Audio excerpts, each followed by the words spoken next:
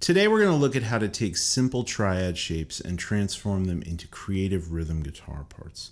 This is an incredibly useful and practical skill for coming up with unique parts all over the fretboard on the fly. Let's get into it.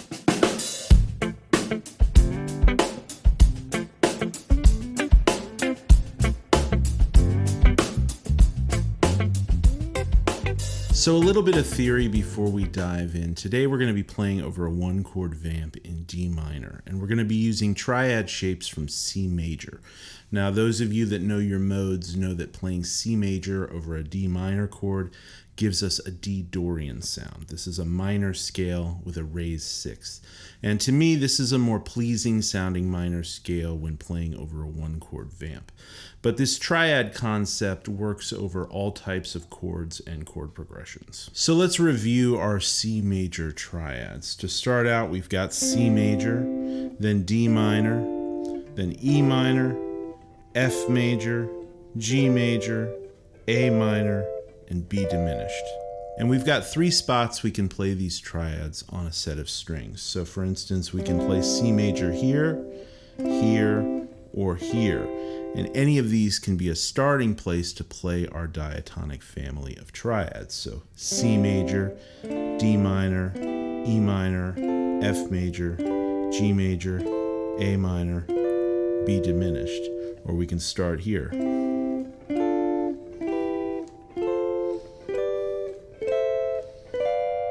Or here.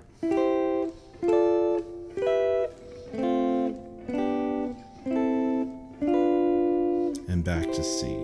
And of course we've got 4 different string sets we can play these things. We could play C major down 1 set of strings and then move that up to D minor, E minor, F major, G major, A minor, B diminished, and then back to C. So we've got tons of options of how we can play these triads. Now these are the ingredients we're going to use to cook up some rhythm guitar parts. And I'm going to start really simple with just 3 triad shapes on the top 3 strings. We're going to start with an F major. Now F major is the upper structure triad of a D minor 7. You can see that it's part of this voicing right here. And then we're going to pair that with a G major by moving this same shape up a whole step. And then also a C major right here out of the top portion of this bar chord shape. So let's put these together with a nice rhythm pattern over a basic D minor groove.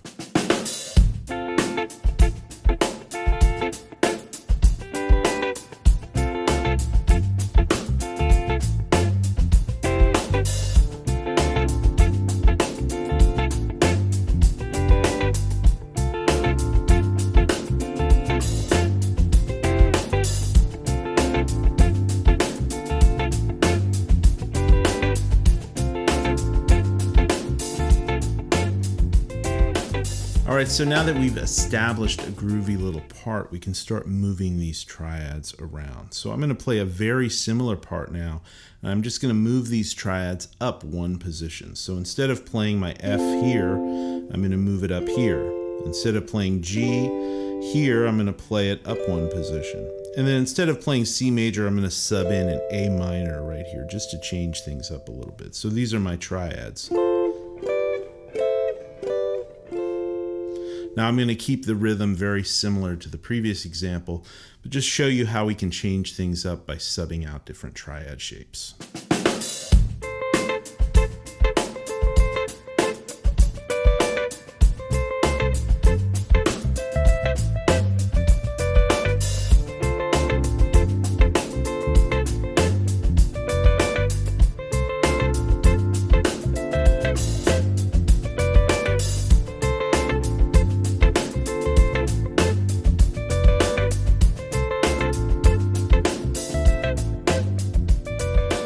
So with some very simple ingredients, we've established a basic rhythm part and a variation on that, giving us 2 totally different sounds. Now let's stay on the top 3 strings, but start adding a little bit more movement. For this third part, I'm going to start with a C major triad right here, then move down to D minor, and then I'm going to go from this C major up to F, and I'm going to do a little hammer on. Then I'm going to go down to our G major, our F major, and I'm going to do a similar hammer on going from G major up to C. So.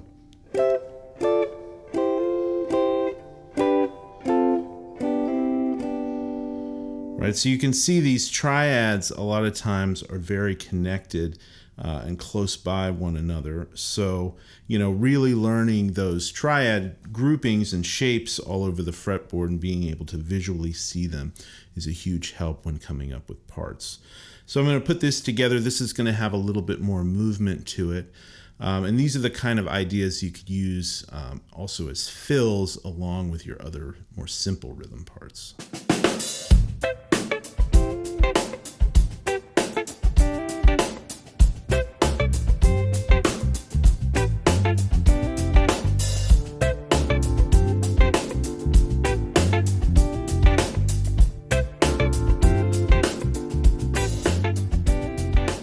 All right, so for this third part, we're going to change up the rhythm pretty dramatically and add some more syncopation. This is another thing to, be conscious of when you're coming up with rhythm parts. And we're going to move down one string set. So far we've just been on the top 3 strings. Now we're going to move down to the D, G, and B strings. And we're going to start with this D minor shape right here. And then we're going to drop down to a C major right below it. And we're going to kind of play this little figure.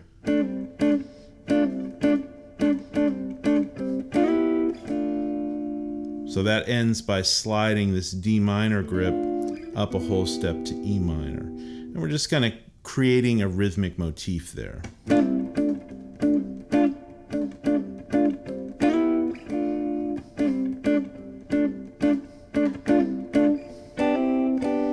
We're going to end by playing our little C to G triad on the top 3 strings, similar to what we played in the previous example.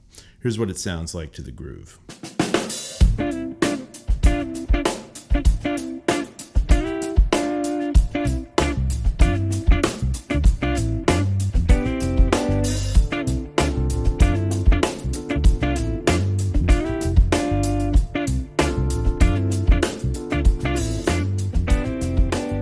So for this 5th rhythm example, we're going to take some of these basic triad grips and start sliding them around. And I'll show you how you can take the same fingering and just slide it up or down a whole step to get some cool movement within your parts. So this is going to start with our F major triad here on the top 3 strings. Then we're going to move down one string set, play G major, down to F major, and then slide it up. So we're going to have this kind of thing. And then the second time around, we're going to play. So again, that's sliding from G down to F. So all of this stuff is just F major and G major triads, but played in different positions, right? We have F major, G major, F major, G major, F major, G major, F major, G major, down to F major, right? So really simple harmonic ingredients, right? A lot of the same notes, but just moving it around through different positions by really knowing our triad shapes around the fretboard. So here's what it sounds like.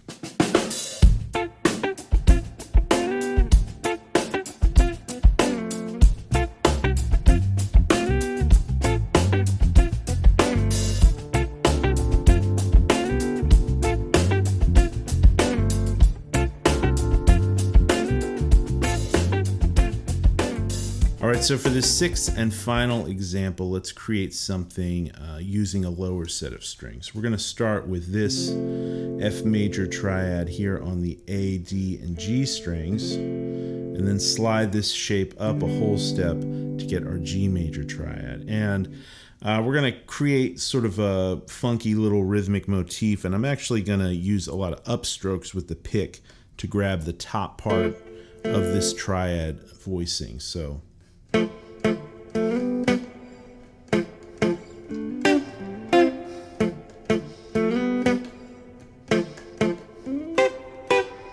right, so I'm breaking that up by playing some little fills here. I'm playing our G major to F major, and I'm just hammering that on. I'm kind of barring behind it and hammering those notes on, right, which gives it kind of a classic R&B fill sound. And I'm starting by down picking on the lower strings and then up picking on the top part of that voicing. So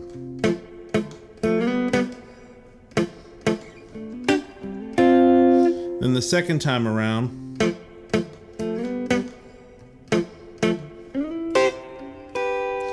I'm just grabbing a C major triad on the top 3 strings and then a G major triad on the top 3 strings. And the final time around, this is gonna kind of repeat 4 times through, but on the 4th time, I'm gonna play C major to G major and then down to G major to F major. So again, really simple ingredients. Harmonically speaking, it's, very simple stuff here, but knowing the triad shapes gives you a lot of different sounds around the fretboard, a lot of different frequency ranges you can play in, depending on what the other instruments are doing, what the bass line is, if you're playing with another guitar player, and you want to occupy different spaces on the guitar, different registers, different frequencies in the mix. Knowing these things can really allow you to get creative and play nice sounding things that blend well with the band. So let's hear what this last rhythm example sounds like to the track.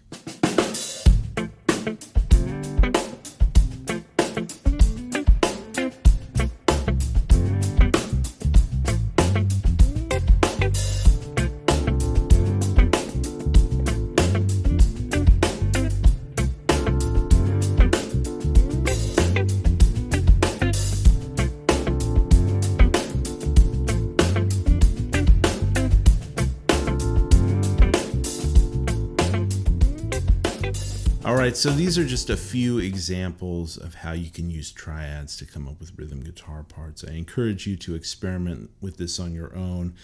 When you really learn these triad groupings all over the fretboard, it opens the door up to so much creativity and really allows you to visualize things on the fretboard, particularly when it comes to rhythm guitar parts like this. So these are the kinds of things I play when I'm coming up with parts on tunes or improvising or jamming with people.